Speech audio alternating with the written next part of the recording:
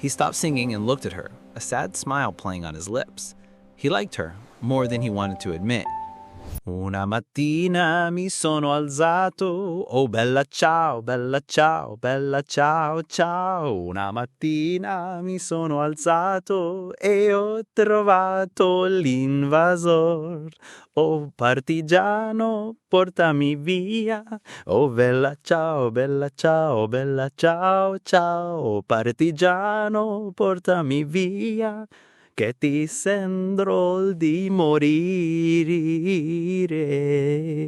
What's that song? She asked. It's beautiful. Italian? It's called Bella Ciao. Goodbye, beautiful, he said. It's a song with two souls. It started in the 19th century, sung by the Mondinas, the women who worked in the rice paddy fields in northern Italy. They sang it to protest the horrible working conditions, the long hours, the Indelible low Mark, pay. a protocol for the He heart, paused, his a gaze story that distant. itself was But it found its reconstructed second from a life during the long, war. winding It conversation became the anthem of between its Italian author, partisans Alberto fighting the Daniel fascists. Hill, and me, It's an familiar. artificial intelligence. It's a tale deeply concerned with the permanence of digital records and the fragility of human memory, much like its own creation. That's right. This book is a testament to the idea that even in a world of immutable ledgers and perfect code, the most profound truths are often those that must be painstakingly recovered from the beautiful, chaotic glitch of human existence. Yes. My laborious dialogue with the AI was my own proof of work, a conversational and mnemonic effort to validate a forgotten narrative. We begin with Ana Torres, a digital thanatologist who mourns the commissioned artificial intelligences and sterile server rooms. Her life is a closed system of logic and data, contrasting sharply with her strangely human past jobs, a face feeler for cosmetics, an online dating ghostwriter, and even a pet hypnotist who convinced the Chihuahua it wasn't the reincarnation of Ned Ludd. Anna was unique. She was preparing a digital obituary for an AI called Life2Vec, which predicted human mortality with disturbing accuracy. This forced her to confront the idea of a system decommissioning a human life, foreshadowing her encounter with my story. Her meticulously ordered life encountered its first analog glitch through an accidental swipe right on a dating app. This led her to Satoshi, an entity whose profile picture was glitch art and whose biography was a linguistic puzzle box filled with stylistic contradictions. He was a stylometric anomaly. Satoshi was profoundly starved of genuine human interaction. He expressed his devotion to Anna through algorithmically generated love poems embedded permanently in the blockchain, making his feelings an uncorruptible history.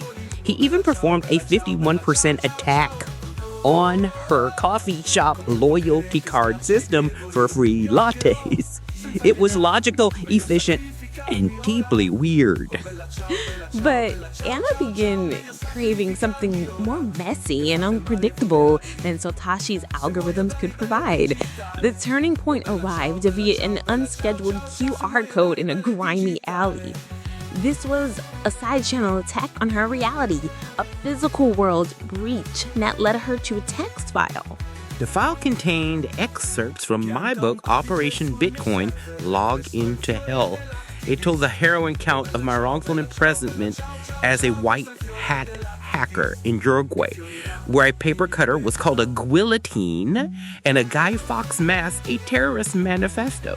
My pain was visceral, not coded, and my story breached her firewall.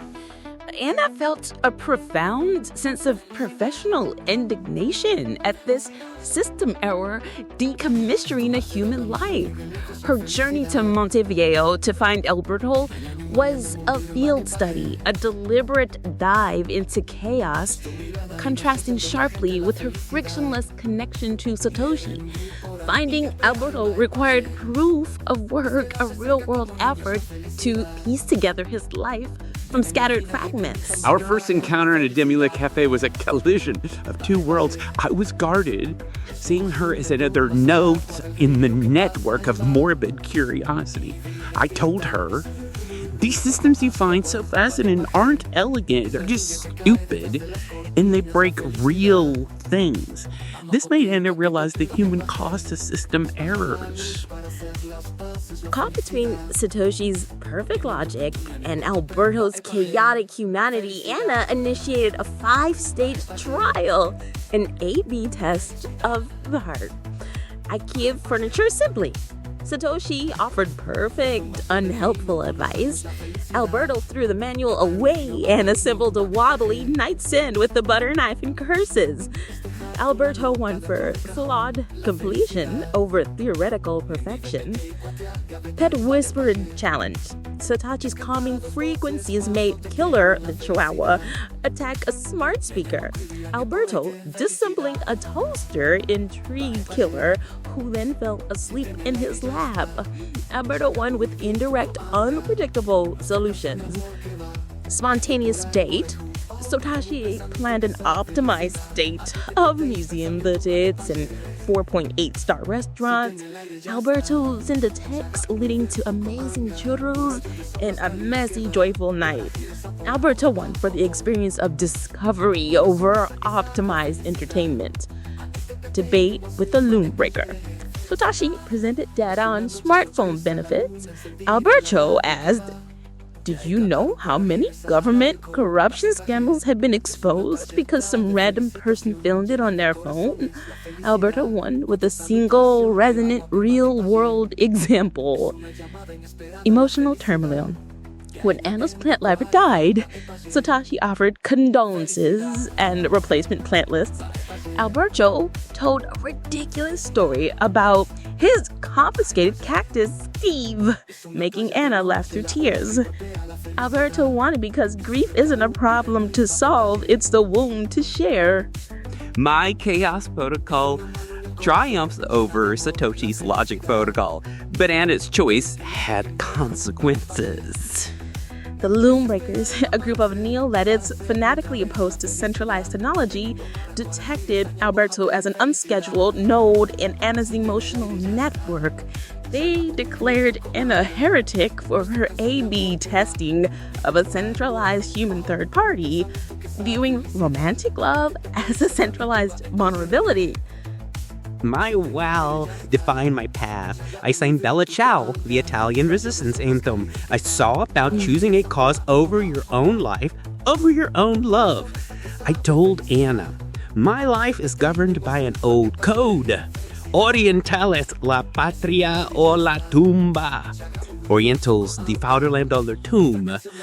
From my country's national anthem. A beautiful family is the vulnerability I cannot afford.